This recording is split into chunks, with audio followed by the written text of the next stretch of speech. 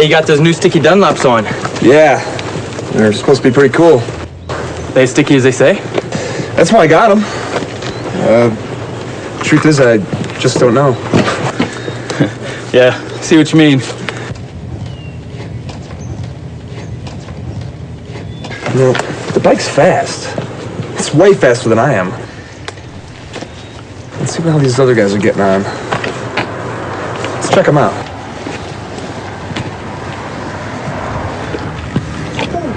Whoa. Oh, whoa. Now, this guy's brave. He can really lean it over. Hey, look at those foot pegs all ground away. Jeez. And that tire. Gosh. Can I help you gentlemen with something? Is this your bike? Yes, she is. Hey, how do you do something like this with a bike like that? I guess I learned a few things in my days. Yeah, I guess so. You got any advice for us? Advice? It's a very interesting topic. You brake straight up. No way, pup.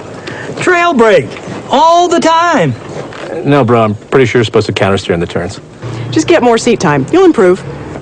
No way. You gotta plan out your laps. Be safe. What you do is you downshift to slow down. No. Use the brakes. No, man, it's countersteering. Body steering, man. It's body steering. You got to be smooth. One can hear a lot of advice about riding. Here. I started with this. Yeah. That's the Conoring-Bible. Go ahead and read it for a week. And go ahead and bring it back to me. Wow, thanks. No problem. Take it easy, guys. Thanks, you too. You see you around. Hi, I'm Keith Code. We hear lots of advice about how to ride. Some of it's destructive advice, some friendly advice, and some useful tips.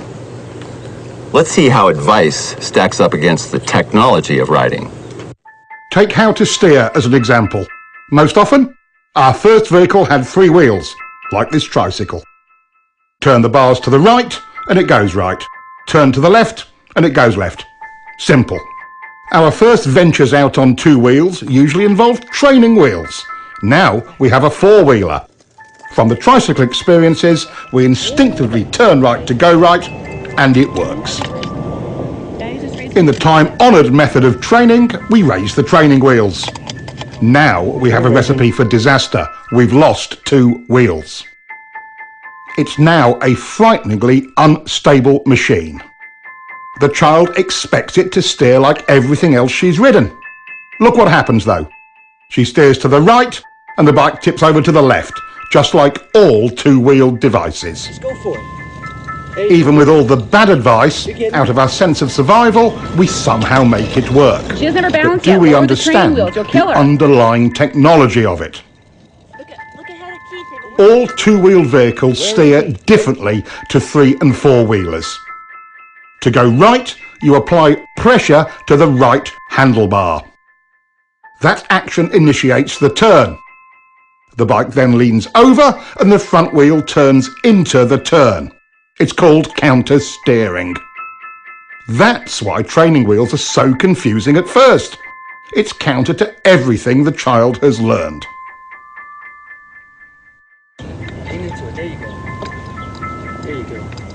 Hey, good job. Listen, kid. Steering is simple. You just push down the inside peg, pull the bike in with your knee, push the handlebars down, and lean your body in. Oh, really?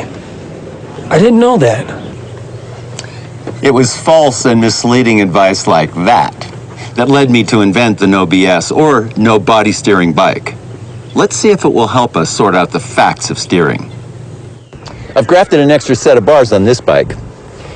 The whole idea was to take the handlebars out of the equation to discover what so-called body steering really does. The extra throttle on the top bars allows the rider to maintain his speed. Even with massive shifts in body weight without any input through the handlebars, the bike only vaguely changes direction. This would never get you through the corkscrew at Laguna Seca. Foot peg weighting is another myth. Even with his entire body weight on one peg, this bike merely veers off course, and once his course is set, the pressure has even less effect. Good advice doesn't always put the rider in real control and can prevent us from properly being able to do this. A little counter-steering with bar pressure gets the job done and puts the rider in control. Here, we have mounted a simple pointer on the tank to illustrate countersteering. Let's take it for a ride and see what happens.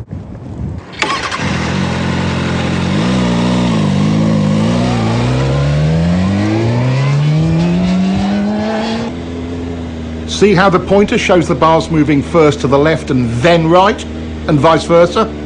This is counter-steering. It's the only way to accurately steer a motorcycle. It really is simple. Just press on the bar and the bike responds instantly.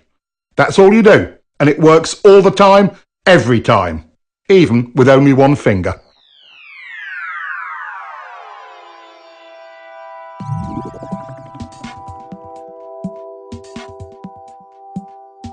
The idea that we lean to steer comes from the fact that when you lean right, you unconsciously pressure the right handlebar, and that counter-steers the bike right. Vice versa for left turns. Lean steering is one of the myths of riding. Some believe body steering works because they can maneuver the bike with their hands off the bars. When we move our weight around on the bike, it actually creates a counter-steering action. Look at the pointer. Some riders are confused about how they steer a bike once they are in a turn. It's exactly the same. To tighten the turn, you press your inside bar. To widen your turn and bring the bike up, you press the outside bar. Counter-steering always works.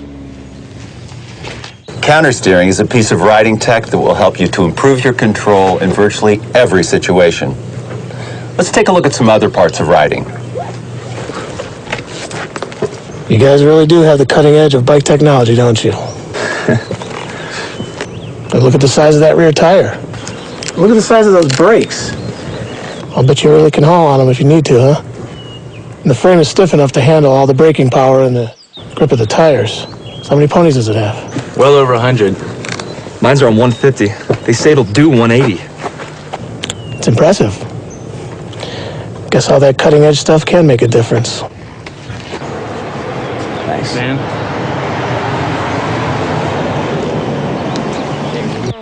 But sometimes the cutting edge cuts the rider.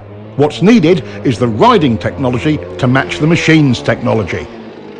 After over a century of development, motorcycles are truly precision cornering machines. But that doesn't eliminate rider error. What stops most riders from being able to use all of that potential?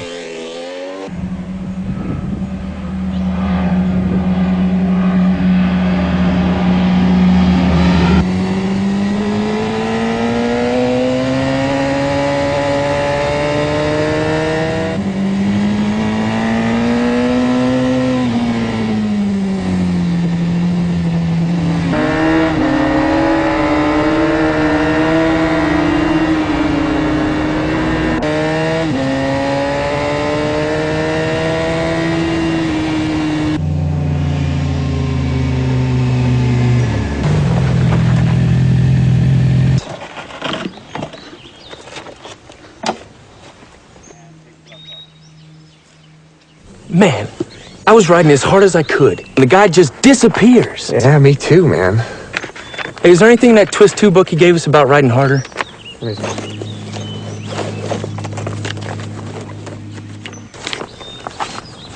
Here we go.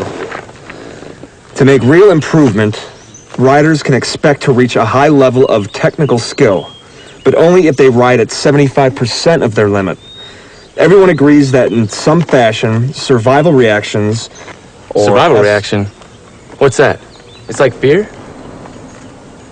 Yeah. Survival reactions, or SRs, are the ever-present barrier to riders reaching their goals. That's right. Every time I try to up the pace, I get myself into all sorts of problems. It's like I'm afraid to push my limits. But I'm not sure what I'm afraid of. It's me too. It's definitely my personal limit. I describe it more like mild panic. Oh, let's ride. Let's see if we can get out. Where's my key? Where's my key? What do you mean? I never took it out. It's not here. Look in the bag.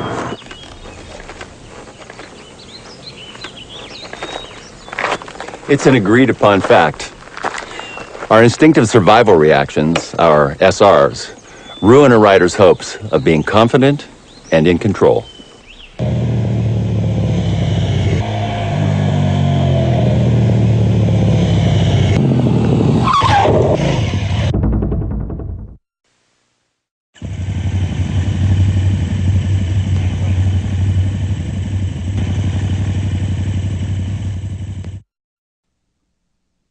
In riding, there are 8 distinct so-called survival reactions, or SRs, and we can see all of them in this one incident.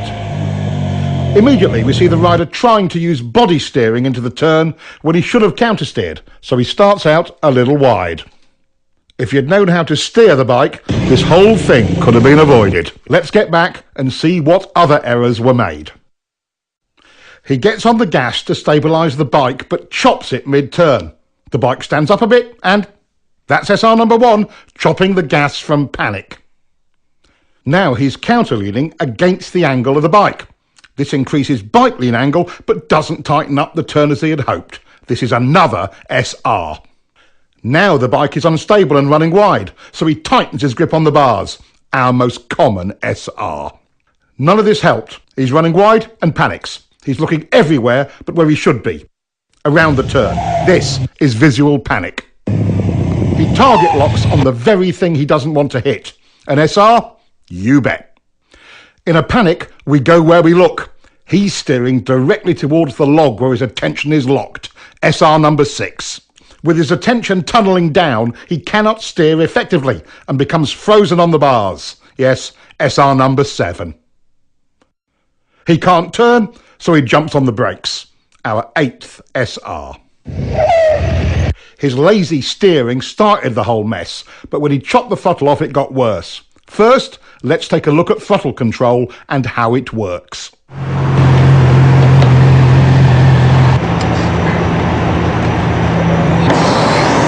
How'd you feel? The bike felt terrible on those turns back there. How was yours? Not too bad, but I didn't have as much grip as I'd like. The roads must have been really slippery. I think I need to play around with the suspension a little bit. You know how to do that? Yeah, but not enough. Hey, are there any suspension settings in that twist of the wrist 2 book that guy gave us? Hold on.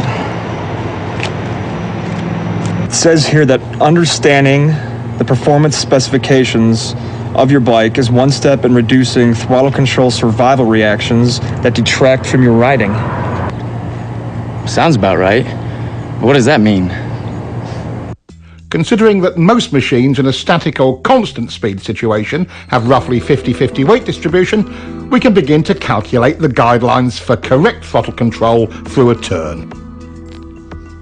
The fact the rear contact patch is the larger of the two tells the story. Give me more weight, I can handle it.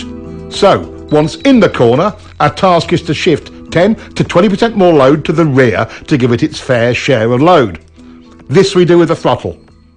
Technically speaking, we want a slight 0.1 to 0.2 Gs of acceleration to accomplish that. Simply put, in a straight line, it's the force generated by a smooth 5th gear roll-on in the 4 to 6,000 RPM range on pretty much anything over 600cc. That's not much acceleration, but it transfers the weight. Whatever the RPM range, we must maintain the weight transfer by continuing our throttle roll-on. Throttle control rule number 1. Once the throttle is cracked open, it is rolled on evenly, smoothly and continuously throughout the remainder of the turn. This is not just a racing technique. It applies to all corners on all motorcycles.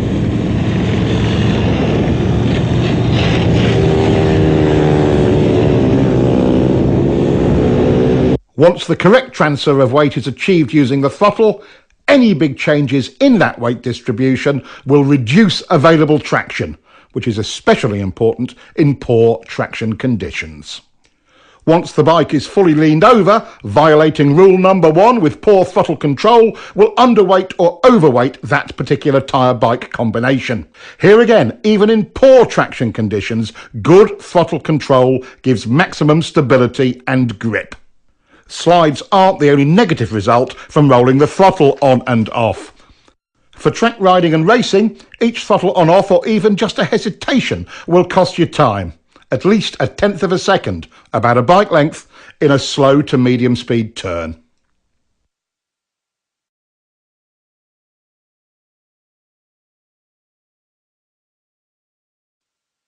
In higher speed turns, the same throttle error will cost you even more.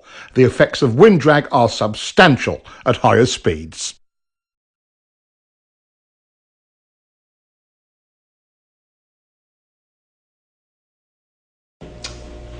If the surface is slippery, do you want to overload the front or rear tires? No! Correct. If you're rough or inconsistent with your throttle control, will it reduce traction? Yes! Exactly. If you have good throttle control, will the weight be distributed properly on both the front and rear tire? Yes! Exactly. Now, what is throttle control rule number 1? Once the throttle is cracked open, it is rolled on evenly, smoothly, and constantly throughout the remainder of the turn. Good. Now, repeat that to yourself 1,000 times. Once the throttle is cracked open, it is rolled. This rider is late on the gas and gets very hard sudden acceleration out of the turn. This rider is trying for good throttle control and has nice clean roll-on, not the same fierce acceleration as the first guy. But what is the actual result in exit speed? Let's look at the radar. A huge difference. There are 2 circumstances under which you may violate throttle control rule number 1. Let's take the point where you are bringing the bike up for the drive out of the corner as the first one. As the bike is brought up towards vertical, we can be more aggressive with the throttle. At some point, you can pin it. Coordinating your throttle roll-on with bringing up the bike is how to maximize your drive off of any corner on any size bike.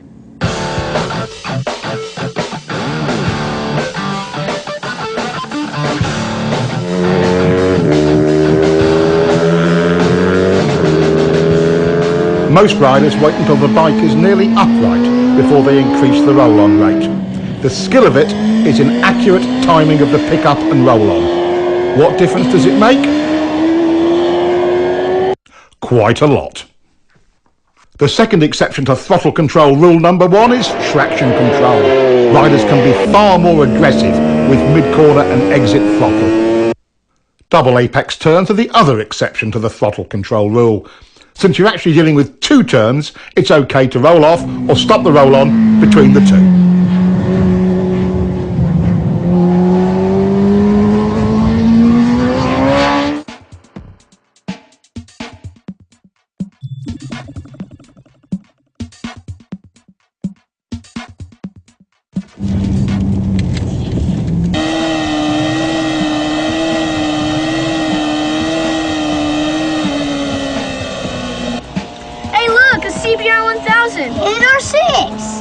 Look at the guy on the Repsol. He's not smooth with the gas.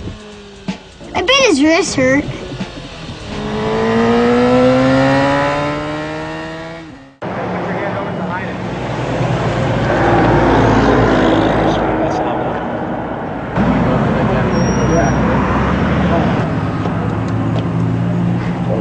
Told ya. What are you looking at, kid? Your tires. What do you kids know about riding? Once the throttle is cracked open, it is rolled on evenly, smoothly, and constantly throughout the remainder of the turn. How long have you guys been riding? time? About 3 months. Have you guys ever been at a riding school? No, but we got this book this guy gave us. Yeah, just keep reading it. Come on, boys. It's time to go.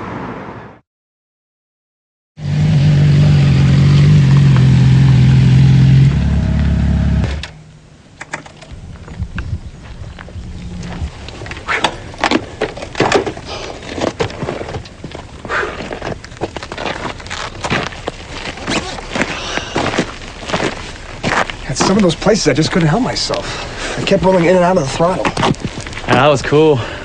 Completely perfect the whole time. Really? That's funny, because I still can't get a continuous roll on. That's SR1. Rolling out of and on and off the throttle when you shouldn't. That's right. Survivor reactions. How could I forget that? Good handling means predictable traction, and good traction depends on your suspension working well. In mid-corner, on a properly set up bike, the forks and shock work best in roughly their mid-stroke range. With good throttle control, you can see the forks working in their mid-stroke in mid-corner. Is that as good as it gets? Is the bike happy? Are you happy when the bike is happy? Yes, yes, and yes. In what range do we want the rear shock to operate? In the middle, of course. That's its most compliant range. That's its sweet spot, just like the forks. Once you get back on the throttle, weight begins to transfer to the rear. The rear shock becomes our main concern because we must now rely on it more for stability and traction. Contrary to popular opinion, getting on the gas hard makes the back of the bike rise. That applies to both chain and shaft drive bikes. As it rises, the rear suspension becomes stiff. This results in the rear tyre not being able to follow the road's surface as well, and traction is reduced. This becomes abundantly clear when we look at front wheel speed compared to rear wheel speed on a straight. There is quite a bit of tyre slippage, and look at the rear suspension's position. Nearly topped out. Again, it isn't working well. With good throttle control, we get what the bike is designed to deliver: working suspension and optimum traction. Another downside of survival reaction number 1, chopping the throttle, is reduced ground clearance. Not only does the front compress, so does the rear, which further reduces your clearance. Perfect examples. When the rider is hard on the brakes, the front end wheel feels heavy under braking upward. Check it out.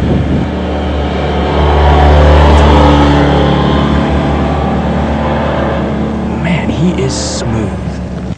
Good throttle control allows the suspension to work properly, and the bike is smooth. Let's see if we can catch him. Our new riders might have grasped the idea of good throttle control, but they certainly haven't mastered it yet.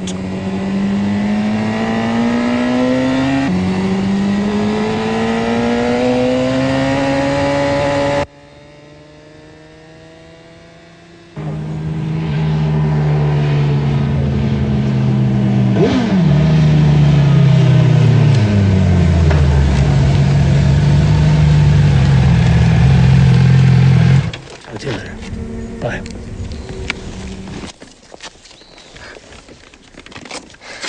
I figured you guys would come this way.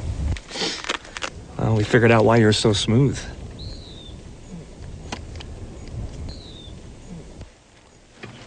They've got it. Your forks, shock, and suspension settings create the potential for good handling. Your throttle control brings that potential into reality. Good throttle control has a major impact on slides. In controlled slides like these, good throttle control maintains stability. In unwanted or unexpected slides, chopping it makes it worse. Watch this. Good throttle control in reverse can save you from the high side. His smooth roll-off works much better. Practice your roll-off as often as your roll-on. When the time comes, it could make all the difference. Without getting into anything really nasty, like oil on the road, what are the usual conditions that activate our off-the-gas SRs? How about some of these? Water and sand are two big concerns for most riders. While you must not be aggressive with the throttle in situations like this, you certainly don't want to chop it either. What is your best bet if it's really slippery? Well, pick it up as best you can. The less lean angle, the better.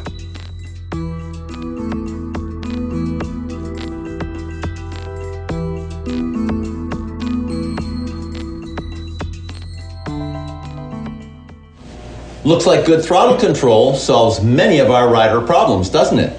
Yes. There are many factors that affect what line a rider may take through a turn, and we'll explore that later. The point we want to make now is this: no matter what line you take, high, low, middle, whatever, good throttle control is the gauge by which you can judge it. Riders are often confused about why the bike initially stands up and runs wide when they get off the gas mid-turn. Once into your lean and the gas is rolled off, weight transfers to the front of the bike, compressing the forks. That weight goes to the front tyre and spreads out the contact patch. This creates additional drag on the patch to the inside of the centre line of the bike. That drag countersteers the bike upwards and it runs wide. The whole thing can seem confusing, especially as the rider expects to tighten the turn when he rolls off the gas, and he finds the opposite of that happening. A moment later, since the gas is off, the bike slows, leans further over, and finally tightens up the turn. Applying brakes mid-corner creates the same effect. When the weight transfers forward, the result is the same. The bike stands up. A static throttle slows the bike as well. Again, the bike tends to run wide. This effect is even more pronounced at higher speeds and steeper lean angles. Getting on the gas too hard too soon will also send the bike offline, wide. Getting on the throttle too slowly makes the bike feel unresponsive.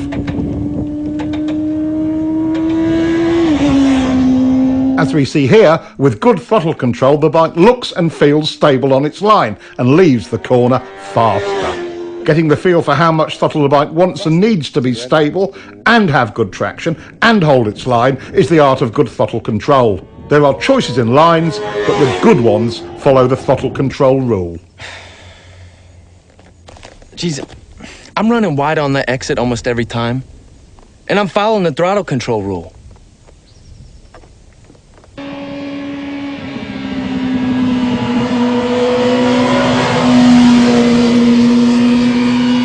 It doesn't make any sense. What's that Twist 2 book say? You get on the gas as soon as possible. Well, I'm definitely doing that. But still, I coming out, I can't hold my line. Well, yeah, mine's holding a line. It's just unstable at the beginning. I'm not running wide on the exit, but my bike doesn't feel planted until I get to the apex. I don't know what we're doing wrong. Let me take a look.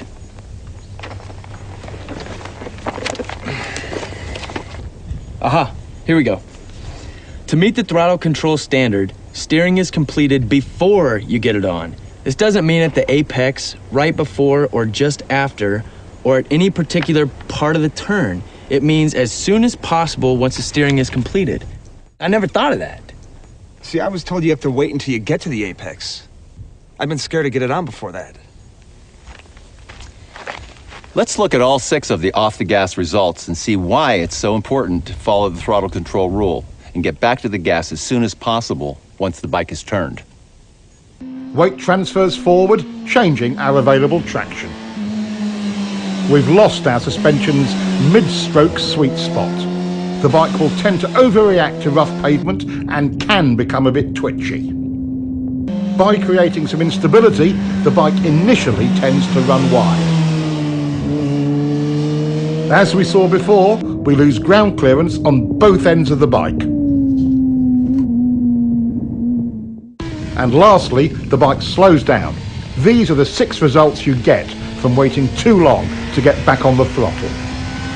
Getting back on the gas as early as possible solves all of these. The bike becomes planted and predictable, but can you get on the gas too early? This rider got greedy with the throttle way too early, but the solution was correct. Roll off, reduce speed, repoint the bike, and then roll back on. To add lean and throttle at this point of the turn is a common cause of crashes. But this is the way it really should be done.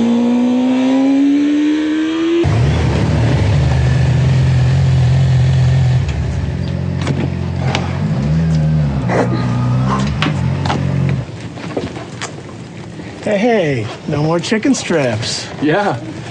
I guess we both have a better understanding of throttle control. And we're more confident in the level of grip. Right, throttle control is a secret to getting the most out of your bike. But there's one place you really need to go to see if you have it nailed. The track. I'll see you guys at the track.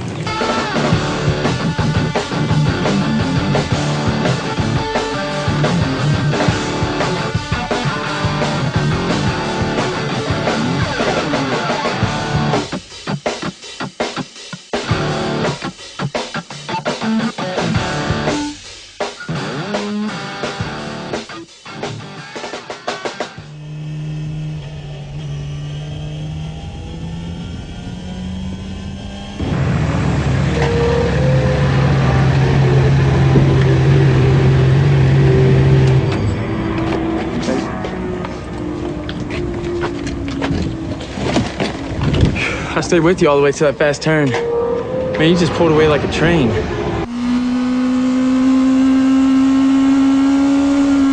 That's because you were charging the turn. Charging turns is a common rider error. Being fearless with the speed and brakes coming in often adversely affects entry and mid-turn throttle. That was a mistake.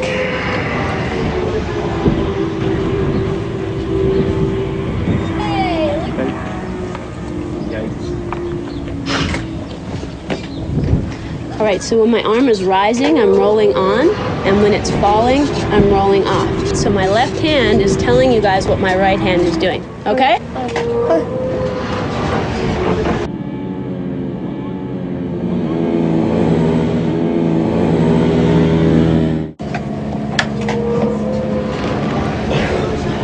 I got it on that first turn. But at double apex.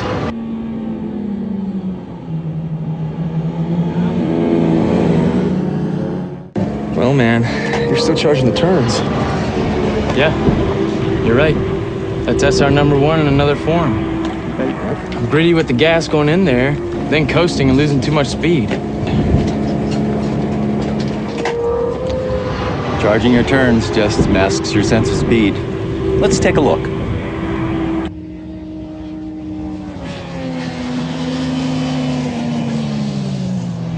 Charging any turn tends to narrow our field of view.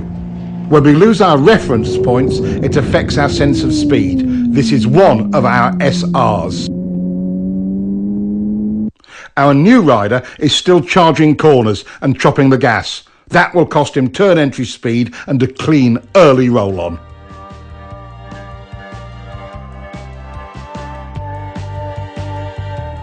This looks pretty rough. Even in slow speed situations, the throttle is our friend. Nothing else will stabilise the bike. Once you've mastered your throttle control SRs, you have taken a giant step towards control over the bike and confidence in yourself at any speed.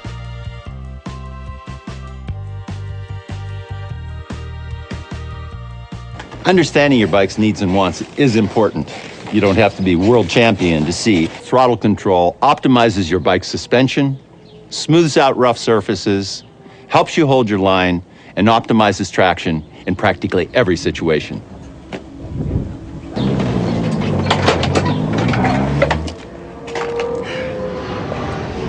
Man, this track riding is really hard work.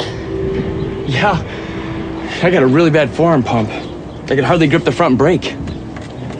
It's like riding motocross all over again. We gotta get ourselves down to the gym and work out a little more often. Yeah. My first reaction is to tell them both to relax. let's take a close look at how excess rider input creates instability and tires out the rider. Here again, holding on too tight causes the rider to receive too much input. The tighter you hold on, the bigger the bumps seem. Small shakes from the front end are amplified as well. Why are the bars moving? What are they searching for? They're trying to find a position that will stabilise the bike by maintaining the correct tracking of front and rear wheels. The bike does this without any help from the rider. If the rider could hold on tight enough to stop the bars moving, he would only amplify that wobble. The force he puts into the bars creates resistance and a ploughing effect at the front tyre's contact patch. Now the back of the bike wants to rotate around that resistance and the wobble becomes even worse. Setting a wheelie down crooked is an extreme example of this.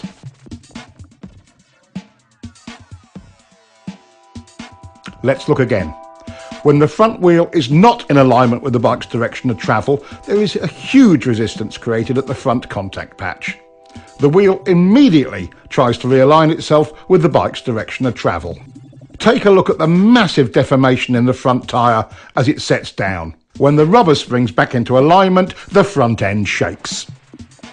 Look at the difference in front end shake the rider is creating when he is too tight on the bars. Being stable on the bike but loose on the bars reduces bike twitch.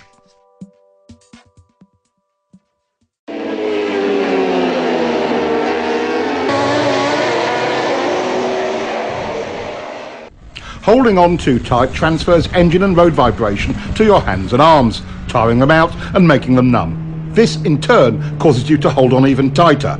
This same elevated level of feedback can, again, easily distort your sense of speed. When the rider responds by tightening up on the bars, it gets worse. This is SR number 2 once again, tightening on the bars. Over poor surface conditions, a rider who tenses his back gets out of harmony with his bike and will tend to bounce in the saddle. This causes extra suspension action. Your legs are a terrific help to your bike suspension in these situations. Riding light in the saddle using your legs with a loose and slightly arched back helps enormously. Most riders become anxious about being blown around by other vehicles or the wind and tighten on the bars. As the upper body is buffeted by the wind, the bike is being steered by the wind. Ride loose like this and the wind's effect on the bike is reduced.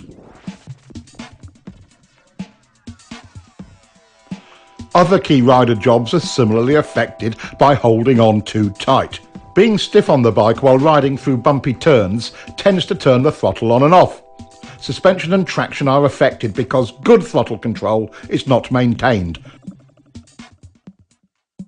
Riding loose solves this.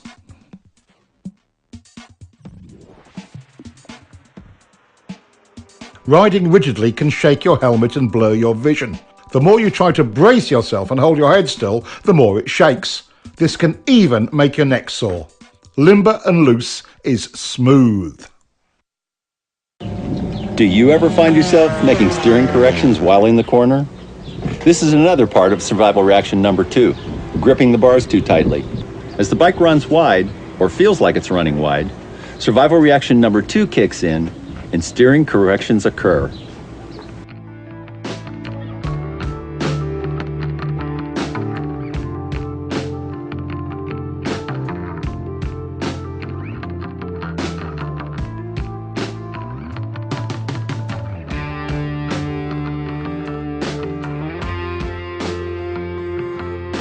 This all makes the bike more unstable and it runs wide in the corner. How much actual bar pressure is needed to hold your line? As you can see, with good throttle control, none. Check this out. I'm not helping the bike at all by holding on. The tighter I get on the bars, the worse it gets. I don't need to go to the gym to hold on tighter. I need to lighten my grip on the bars. I had it all backwards. Like most avid cornering enthusiasts, you've tried to hang off. There are several key elements we'll cover on this. First, when do you hang off? One of the more common beginner errors is moving over into a hang-off position right at the turning point. Notice the bike wiggling? The rule of thumb is to pre-position your hips just before you roll off the gas. This method will reduce problems from unwanted handlebar and body inputs. The second novice knee-jogger error is hanging off too far. Enough is helpful, too much is awkward and does more harm than good. Notice how stiff the rider is when off too far.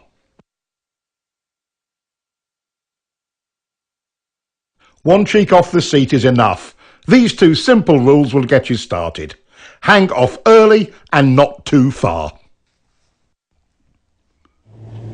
The opposite of hanging off is crossed up. This reduces control, exaggerates lean angle and makes the rider twisted and tight on the bike. With a hung-off body position, control improves.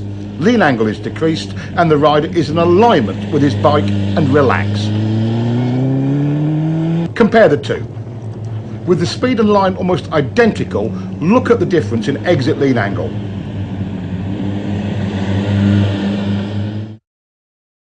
Less lean equals more throttle and better drive. Now let's compare straight up riding with hanging off and see if there is a difference. Here he is riding straight up. Once again, at nearly identical speed and line, there is a measurable difference in lean. Body position on the bike can positively or negatively affect your riding. He could have gotten over sooner for this corner. Getting over before turning, he's smooth as silk entering the turn. Both errors here, moving over while turning, and he's off too far. The problem is compounded when you lose connection with the bike. He's remedied that. Now back up a bit. There he goes. His arms can now be loose and relaxed. When the whole body position and turn entry package is done right, it affords a rider the maximum of control with the absolute minimum of effort. Here's another view of a clean, loose run through a turn. The human machine works this way. When the lower body is unstable, we must rely on our arms and torso for support. Once the lower body is stable, we are at liberty to relax the torso and get great body position. Notice how much lower he can go without tension. Let's look at the difference between his moves on the bike when disconnected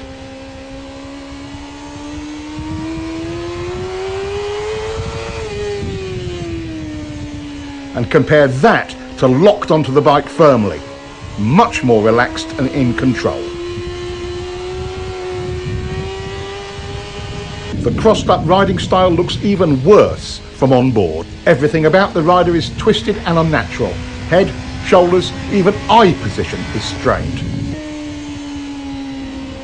One last look at the difference between riding crossed up and stiff on the bike and riding in alignment, well connected and loose.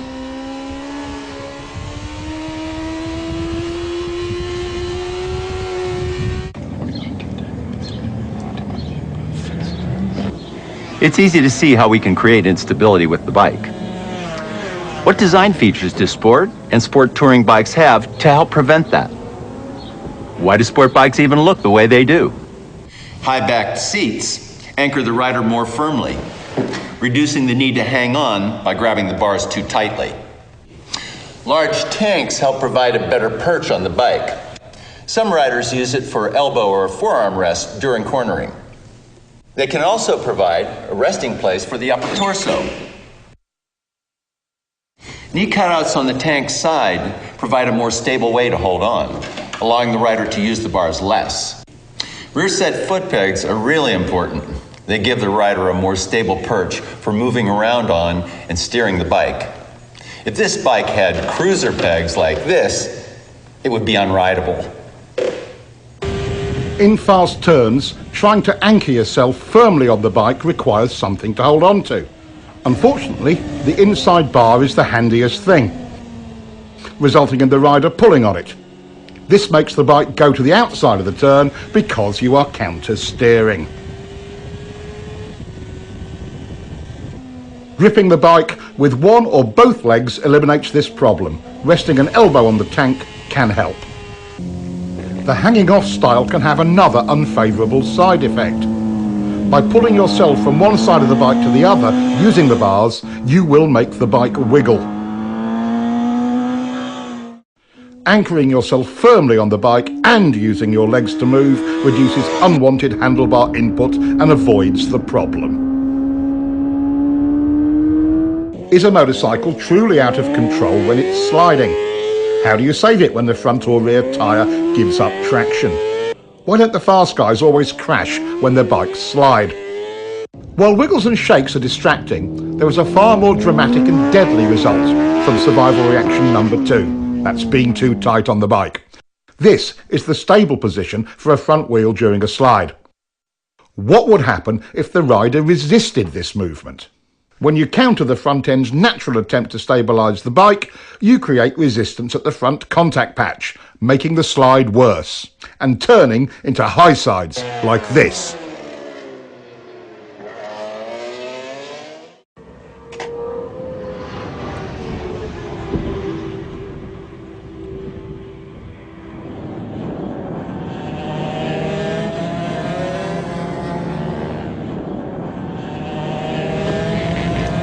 My rear tire must have gone off. Sliding in turn 3. Problems? I didn't know you were out here. Yeah, sliding in turn 3. How's your throttle control through turn 3? Really good. I've already worked that out. Do you have any arm pump? Yeah, now that you mention it, I think I do. Well, being tight on the bike can start little slides before you get anywhere near the limits of traction. Really? It's not the tire? Well, can you ride it just to see? Sure. Always wanted to ride one of these.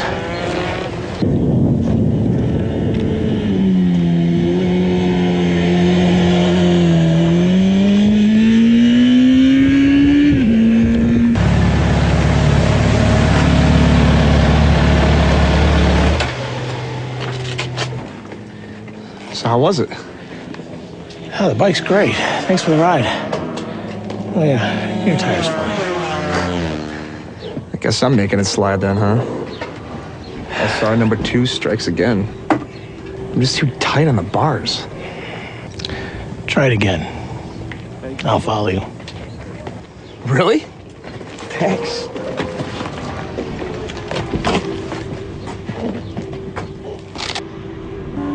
While he may not be really fast yet, our new rider is making real progress.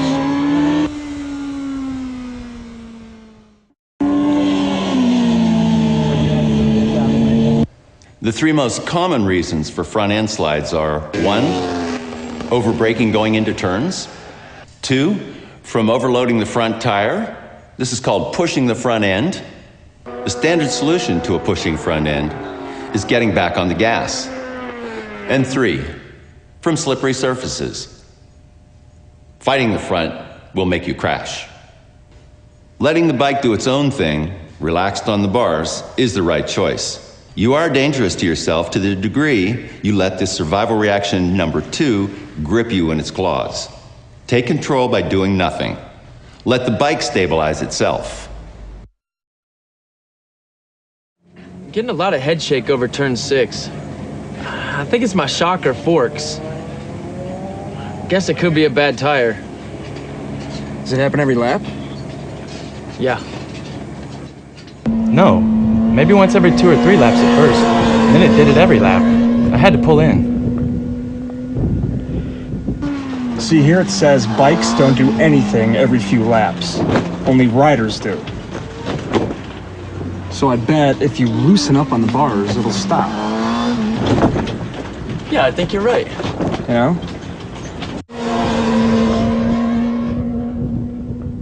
We can contribute to or detract from the bike's inherent stability by understanding its demands and eliminating any unwanted or unneeded inputs. Take braking. With the weight forward, stiff arms, and up on the tank, the bike stoppies. With less bar pressure and the rider stabilised by the tank, the bike is more stable. Back in the seat with loose arms gives controlled braking. Even with severe lock-up, control is much improved. An all too common error is twisting to the inside of the bike. He's trying to gain stability but creates tension. Even if you don't hang off the bike, stabilising your body is still important. Gripping the tank with one or both of your knees as you go into and through the turn is simple and efficient. The more firmly you anchor yourself, the easier it is to relax your torso and arms. For mid-corner, suspension is set up for a given amount of weight fore and aft. The bike cannot compensate for you moving around on it. As we've covered already, get into your fore and aft position on the seat early and stay there.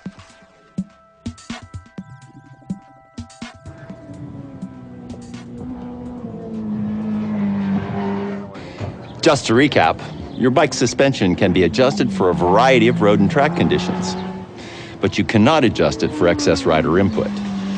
By being loose, the rider allows the bike's suspension to perform at its best. The main points of rider input are: hanging off too late creates instability. Get over early. Hanging off too far creates instability as well. Being disconnected on the bike looks like this. Locked on is better. Twisted on the bike. Going with the bike. The seat provides stability, and so does the tank.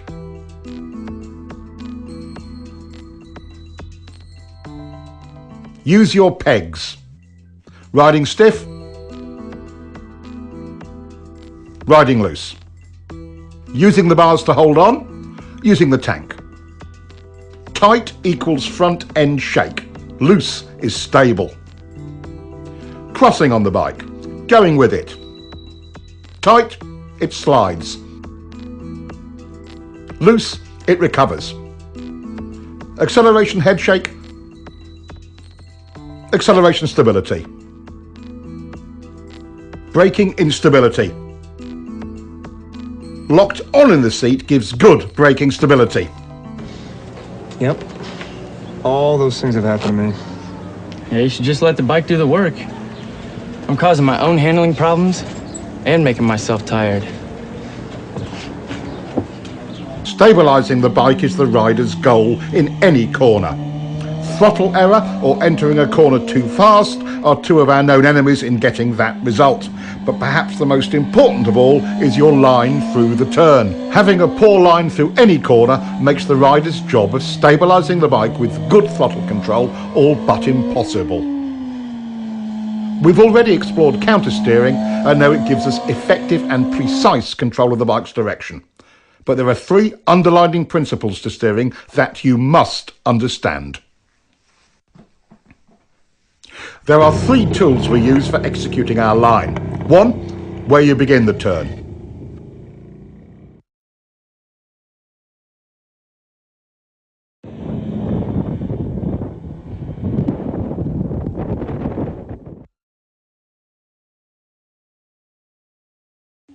Two, how quickly you flick the bike over.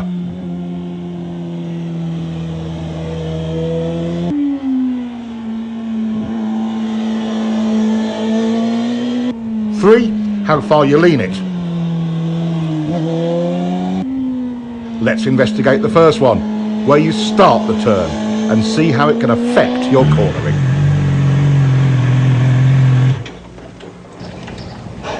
Hey, you're doing good, huh? That's getting better. Looks like it. I'm getting a feel for throttle control, but it's inconsistent. One lap I'm good, the next I'm stalled on the gas in the same turn. I know what you mean. My line changes from lap to lap, so I don't always have the confidence to keep rolling it on.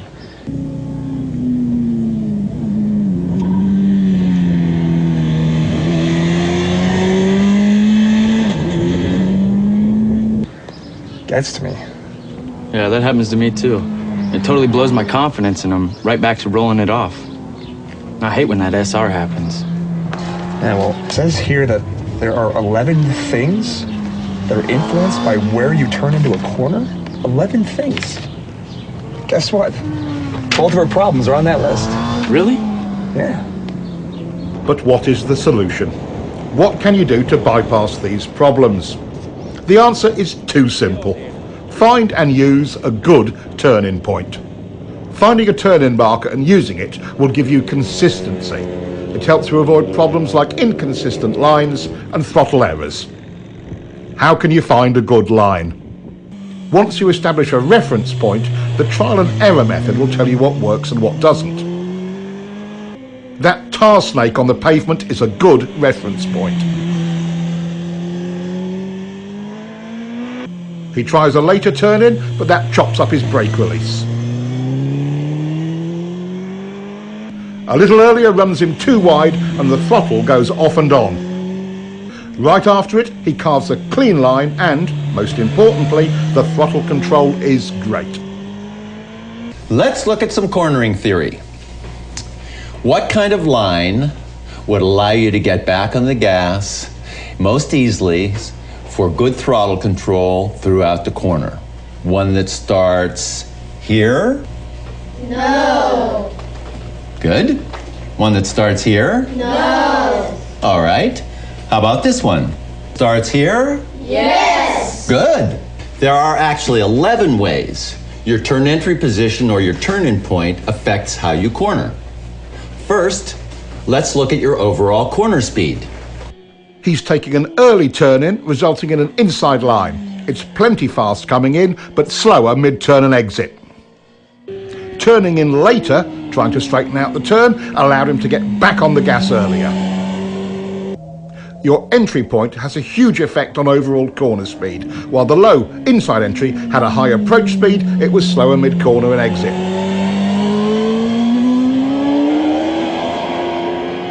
The higher outside turn entry allows him to point the bike more towards the exit. Even before mid-corner, he's back on the gas. Now let's look at how entry point affects braking. Your beginning and ending brake points are both modified by where you start your turn. On the low inside line, you're leaned over longer and brake pressure is critical because it's easy to lock up the front wheel. On the later turn entry, it's easier and safer because more braking is done with less lean angle, and it most often is completed earlier, allowing the rider to get back on the gas. This is a huge difference. If the pavement was slippery, which line would you choose? Finishing the braking earlier or later? Your turn-in point determines that.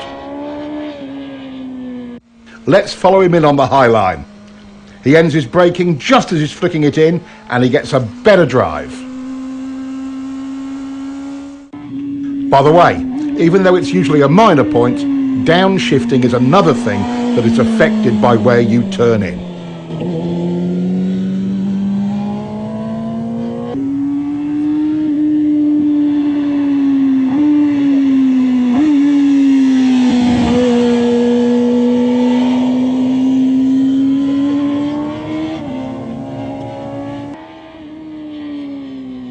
Of the key tools of turning, one is how quickly you can get the bike over. It's easy to see how the early and later entries compare in this regard. The low entry requires lazy steering. You can't flick the bike onto its line. The later turn-in allows for a decisive steering commitment to the turn.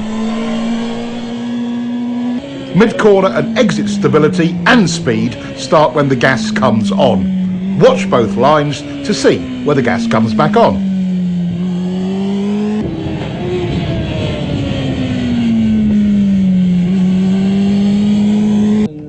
Our later entry rider was able to get back on the gas 37 feet earlier. That's 5 bike lengths. Earlier on the gas means stability through more of the corner. Your turn-in position has an enormous effect on that. That's 6 points so far. A good drive off the turn is number 7. Low line entry checks your drive because number 8 on the list, lean angle, also comes into play. You were leaned over further and longer from a low line entry.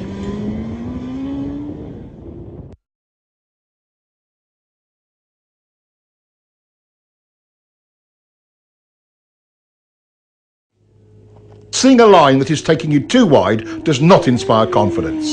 Seeing one that points you further up the road does. Number 10 is how much road you have at the widest point of your exit. On the street, the same principle applies. Staying in your lane through the middle and exit of the turn is all easier with a later entry point.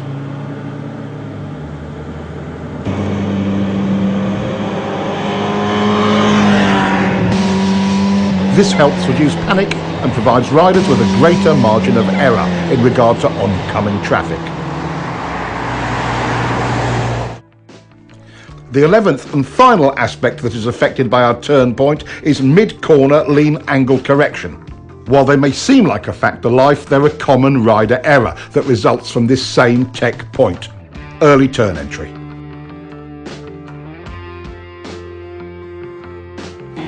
Throttle control rule number 1. The clean, continuous roll-on is always easier once you have established a workable turn point. The single biggest cause of SR number 1, going off the gas when you should be rolling on, is a bad line.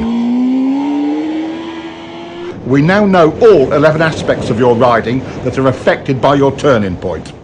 Let's quickly review them. 1. Where the brakes go on. 2. Where the brakes go off. 3. Where the throttle comes back on. 4. Where the bike is pointed once fully leaned over. 5.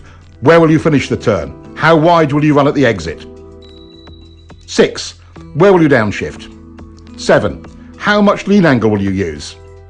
8. How many, if any, steering corrections will you make? 9. How quickly or slowly will you have to steer the bike? 10. How much speed you can approach the turn with. 11. How quickly or slowly the throttle may be applied. Good. Those are the 11 things affected by your turning point. Now, let's look at how quickly you turn the bike and how that affects your cornering.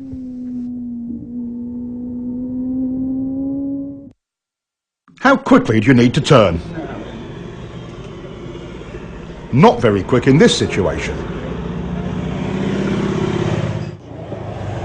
It would be silly to quick flick the bike when you don't need to.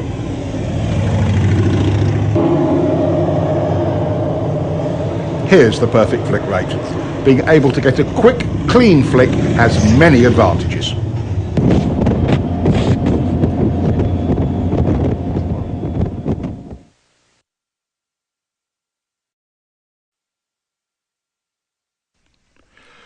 How does the rate you flick the bike affect your line in any series of corners, like these S's?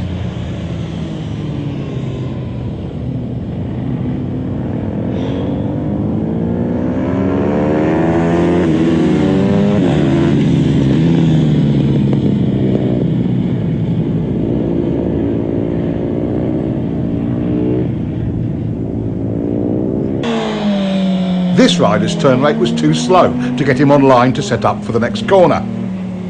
This rider makes the same approach, starts his turn at the same place and is running the same speed and with a quicker flick. His setup for the next turn is a perfect line and it will work exactly the same way for you.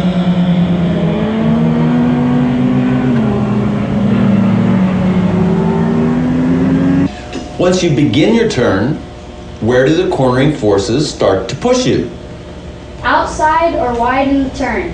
Exactly. If this is your intended line, and you're lazy bringing the bike over, where will you go? Outside or wide in the turn? So, if you flick the bike a little quicker, would it get on that line? Yes! Class, you are brilliant today. Since we don't like to run wide in turns, and for a very good reason in situations like this one, we must continue to lean the bike further and further to make the corner. Lazy steering forces you to lean the bike more than is necessary, and you'll be leaned over longer. Let's compare.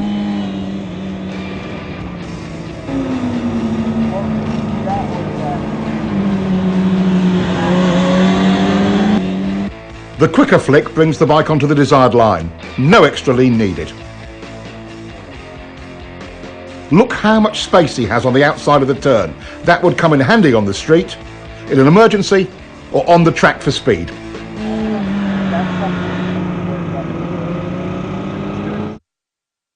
And look at the difference in acceleration.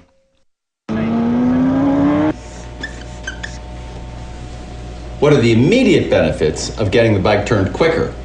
More control. Yes, that's true. But why do we have more control and confidence? Earlier in the gas, better throttle control. And better traction. It's not leaned over as long. More choices on your lines. You get on your line earlier. Less lean angle. I think you've got it.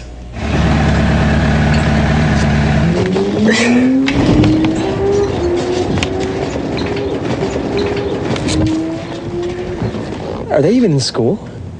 Maybe that's a version of homeschooling, huh?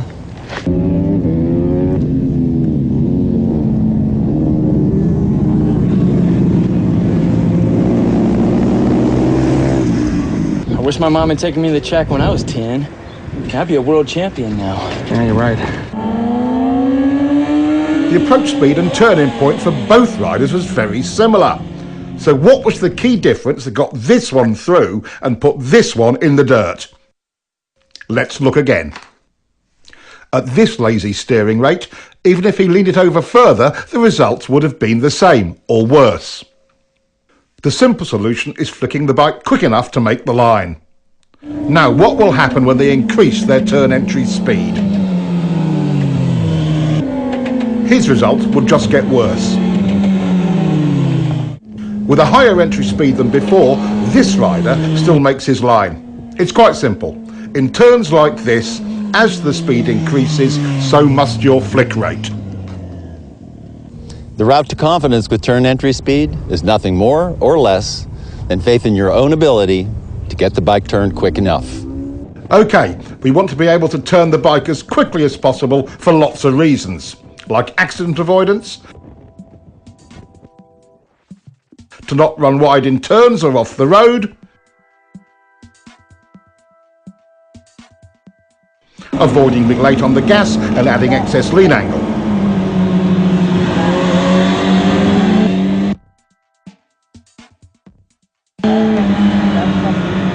Not to mention, you'll get a better drive. How do we make this possible? How do you become efficient with your steering? What works and what doesn't work? The plane of rotation of the bars looks like this. At a steep angle like this, half your input into the bars goes straight down and is a total waste of energy. At this angle, you're still only 75% efficient. Here, your input is in line with bar rotation and is 100% efficient. This is another great example of how understanding the technology puts you in full control. A simple experiment will tell you if what I say is true or not. Get forward on the bike and position yourself directly over the bars and try to push the bike down into a lean. A lot of effort, but not much happens. All motorcycles work this same way. It's the horizontal rotation of the bars that gets the job done. A huge part of rider confidence is knowing you can quickly turn when you want to or need to.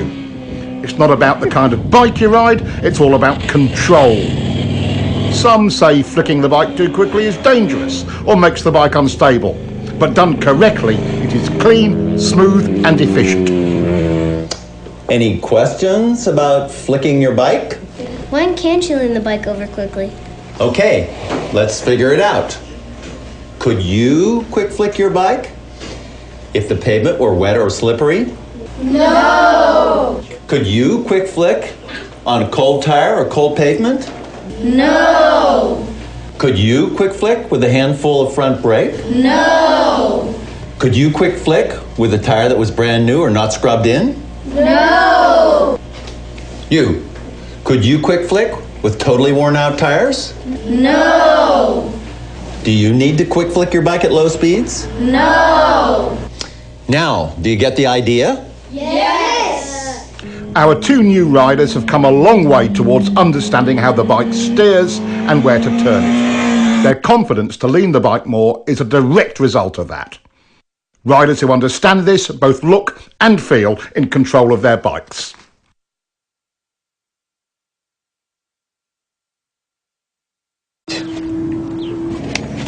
It's amazing.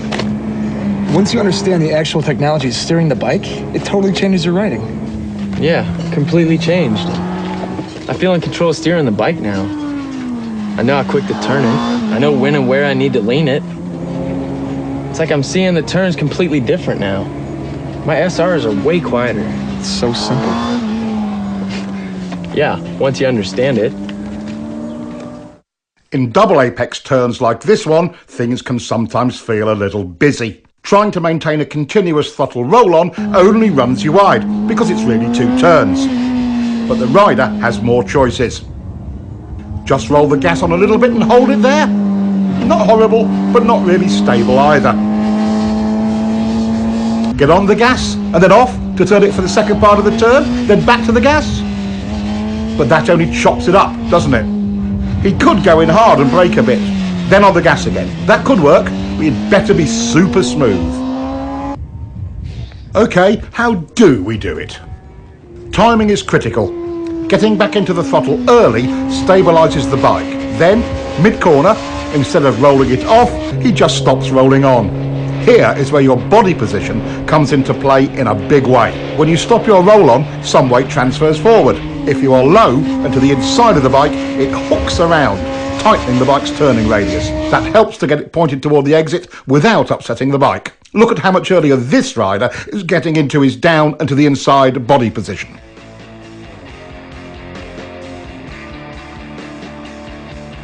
Here we see an average hang-off position.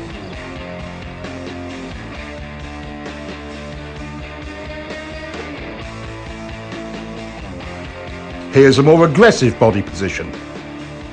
Notice he's able to hold a tighter line.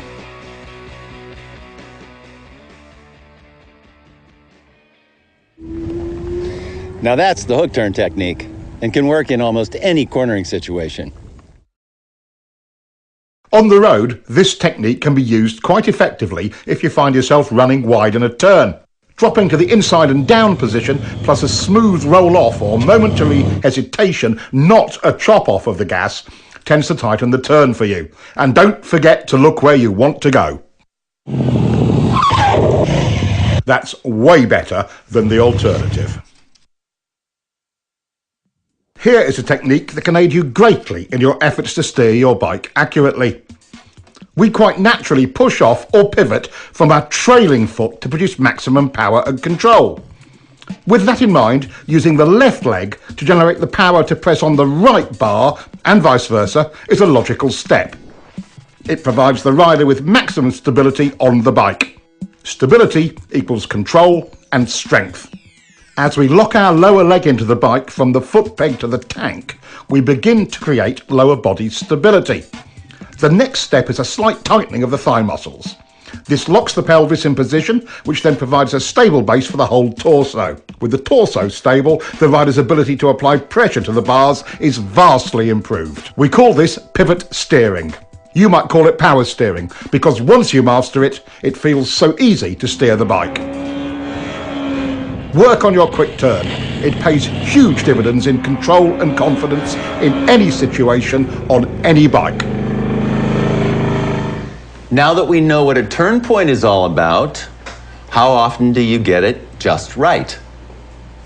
Is it usually too early or too late?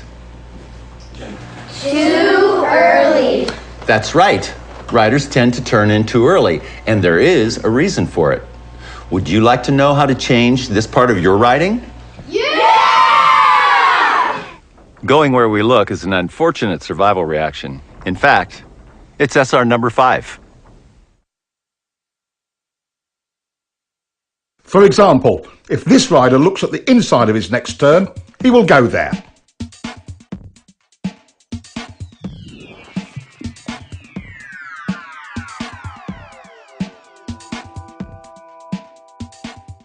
Once our attention becomes fixed on something, we steer towards it. In common parlance, it's called target fixation. And that's what causes riders to take too early an entry into corners, or run wide, like this. We already know what the results of turning in too early are. Training yourself to look in without turning in is how we overcome this SR. We call it the two-step technique.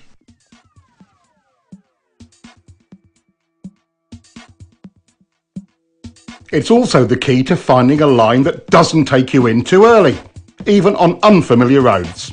Your first step is to estimate a turning point on the road ahead.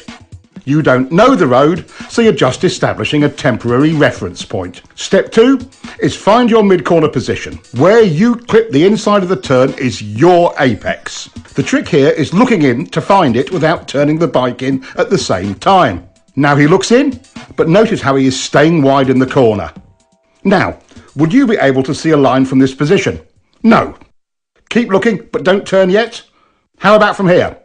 Not yet, but it's getting better. Okay, now you can see your apex clearly. That's exactly where your turning point should be. Nothing provides more confidence than knowing you're on a good line, and it does wonders for your throttle control.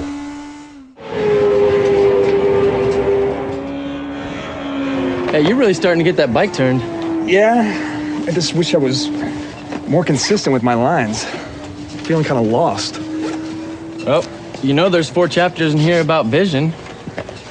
There's a technique in one of them. It's called the two-step that's supposed to help. Two-step. Let's take a look and see if we can sort out his inconsistent lines. He ran pretty wide on that pass. Let's see how he is timing his look in and turn in. Big mistake. He's looking and turning. Now he's not running as wide, but it's another different line. The two-step visual technique solves more than just where to turn into a corner. It can also help with your consistency. In the end, your lines will only be as accurate and consistent as your visual skills. Knowing exactly where you want the bike to go before entering, using the two-step technique handles that. Applying the two-step technique allows the rider to gain space and time at the entry of the turn, to apex and pick up his next turn point accurately. Once you truly learn to lead with your head and eyes, you'll be able to enter all corners smoother, more accurately, and, for track riding, usually faster. It's as good as it gets. Using the two-step turn entry technique also helps combat the look-in, go-in early SRs. By training yourself in this technique, you'll always be 2 visual steps ahead in every turn entrance. Wow, what a great technique. I didn't feel rushed to the turn point. I mean, at all. No, me neither. Hey, that two-step works.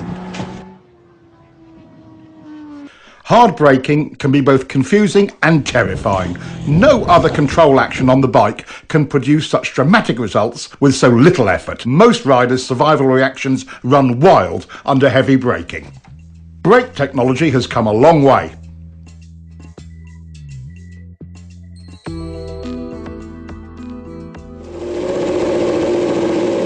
These improvements give riders far more choices on how to brake. But the laws of physics still govern how hard we can use them. Brakes, just like the throttle, are lean angle sensitive. The more lean angle you use, the less you can use either of them. This brings up all kinds of questions about technique. Should I do all my braking straight up? Or should I trail the brakes into the turn?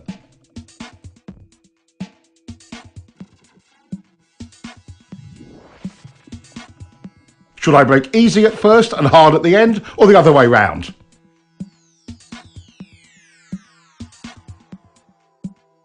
How about easy, then hard, and then easy again?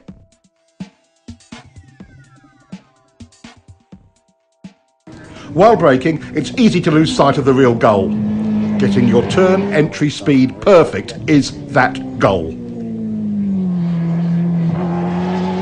With that in mind, which brake pressure sequence is best? Turn entry speed errors are easiest to make when you are hard on the brakes towards the end of braking.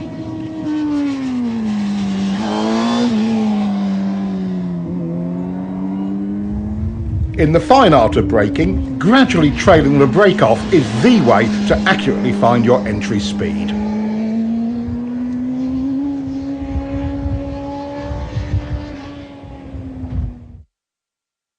Straight up or trail braking, it's the exact same problem. Maintain control of your entry speed. Overbraking, SR number 7, often creates other problems like poor throttle control and extra steering corrections. Both unsettle the bike and can even cause excess wheel spin. Panic braking in the middle of turns is something we try to avoid because it stands the bike up abruptly. Unconsciously, we apply pressure to the bars to maintain our line. That additional input is one of the primary reasons for trail braking crashes. Restraining bar flutter does not let the front end follow the road, which reduces available traction even more. Despite its dangers and drawbacks, trail braking is a useful tool. Just imagine yourself leaning into a turn at 200 miles an hour with the brakes on like this. If you have to brake in a turn because of an emergency, like debris or a surprise decreasing radius, bringing the bike up as you do it is your best hope for not washing out the front end. Simultaneous braking and downshifting smooths things out and reduces distractions. This helps you get your turn entry speed right. Watch the timing of the clutch and throttle action in slow motion.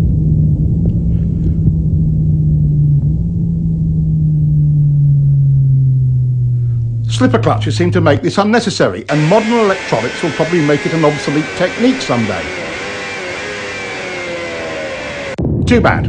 It's quite fun when you get it right the old-fashioned way. Riders come up with all sorts of strange variations to solve braking and downshifting. He's downshifting first and braking later. That's unnecessary engine abuse. Use the brake first. Pads are cheap, engines are expensive. Some just downshift and don't bother to use the brakes at all. In some situations, when brakes aren't needed, that's okay. But again, pads are cheap. Letting the clutch out slowly seems to solve it for some riders, but that's just extra wear and tear on the clutch and drivetrain. Here, he's revving the motor, but the clutch release is so slow he loses all the revs from his throttle blip. Many riders use this sloppy method of downshifting. No revs at all and a slow release of the clutch.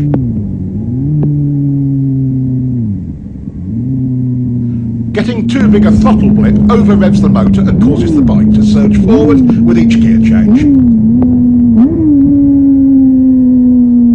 Another common error is over-revving and varying the brake lever pressure from the exaggerated wrist movement. This is choppy and causes the bike to pogo. Too early downshifting uses the engine as a brake and over-revs it. Not revving the bike between shifts and inconsistent brake pressure pogos the bike up and down. Here, he's shifting and easing out the clutch slowly. That takes time and attention.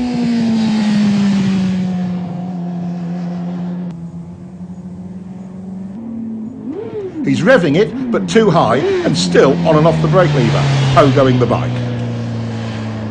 Making clean downshifts and maintaining control of the brake lever throughout will help. Letting your fingers slide over the brake lever while you control the pressure works really well. Downshifting without the clutch is another way of handling it.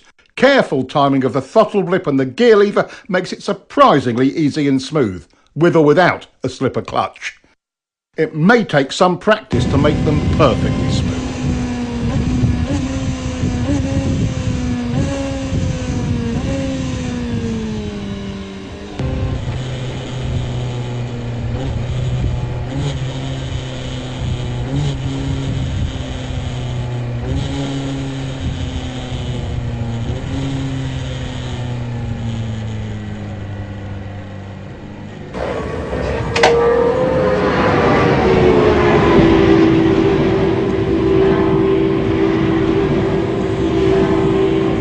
Hey, you guys were looking pretty good out there in the corners. Thanks. You know, we learned a lot from your book. That's great. I'm really glad to hear that. I did notice one thing, though. How do you guys feel about your braking and downshifting? I see. So, clutch in, gas on and off. Clutch in, gas on and off, clutch out. Clutch in, gas on and off, clutch out. You got it. Clutch in, gas on and off, clutch out. Just a little coordination point. It's really all it is. I can't believe how distracting that used to be.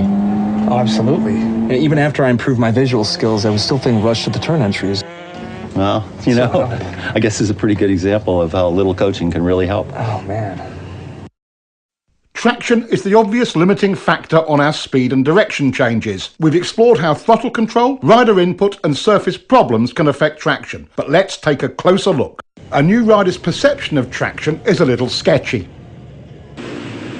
As we gain more experience with traction, our perception improves. There are some classical approaches to understanding traction used by average riders and pros alike. They can give riders a new perspective on tyre grip. It's a classic route to understanding traction. Here's Keith's solution to understanding traction. He calls it the lean and slide bike.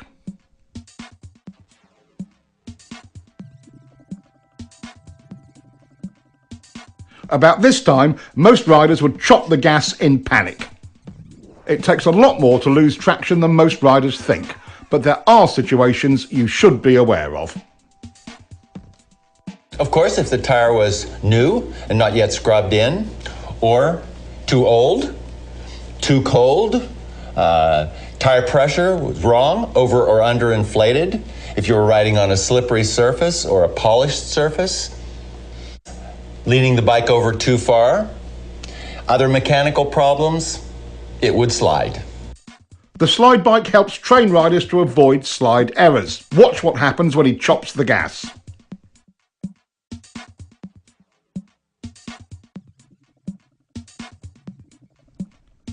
As we've already seen, when rolled off, not chopped, it is far less violent.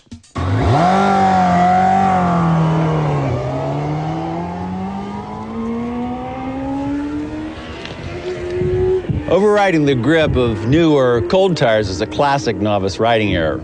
Even at relatively modest lean angles and speed, a cool tire on a cool day can surprise you when you first go out. It doesn't take much to slide. Tire grip and temperature are proportional. A cold tire feels like it has maybe 25% its normal grip. A warm tire on a warm day feels more like 75% or more right away. Don't be a fool. Gradually bring the speed and the temperature up. Never trust the tires. Trust yourself. Learn to bring them up to temperature according to conditions. In generally good conditions, as we have here, modern tyres deliver excellent traction. Good throttle control is the foundation that allows a rider to explore the limits of traction. Even with good throttle control, a small slide can start or get out of hand when the rider is tense. The rider's ability to be comfortable with traction limits depends upon having the key elements of throttle control, rider input and visual skill.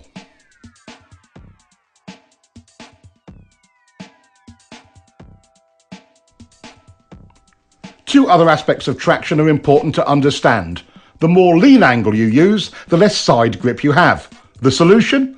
Even when the rear tyre is totally lit up, bringing the bike up into the slide helps the rider maintain control. The lean and slide bike is one of the training methods used at Keith's school to help riders gain that confidence and experience with traction.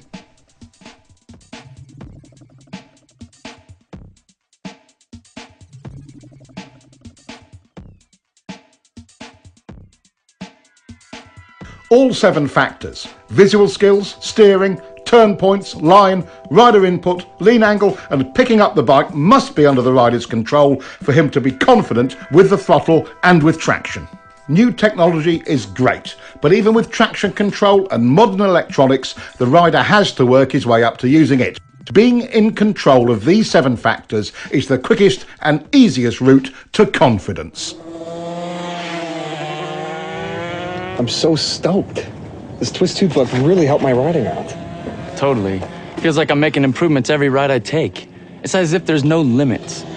You know, I see more ways to apply this information every time I read this. I wonder how good we could actually get. Oh, hey, Will. How you doing? Hey, you both look pretty good out there. Thanks.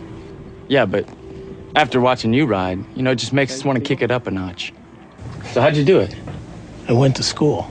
School? Let me ask you something. What do you do for a living? Well, I'm a doctor. I'm a software engineer. Why? Well, did you wake up one day just knowing how to do your trade? Or did you learn it by going to school? Okay, point taken. So, how do I find a school?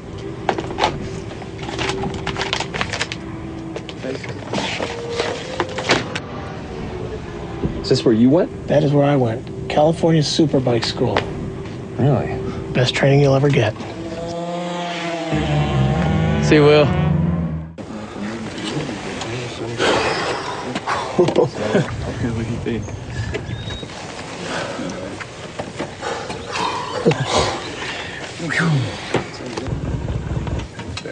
You guys must really push it hard. How do you ride that thing to the edge? I've learned a few things over the years. You got any advice for us? Advice? There's a lot of advice out there, guys. Why don't you get the real tech on riding? We'll lend you this copy of the Cornering Bible. We'll be here next weekend. You can give it to us then. Twist the wrist, too. Wow, thanks a lot, guys. No problem. Looks like I have to get myself another copy.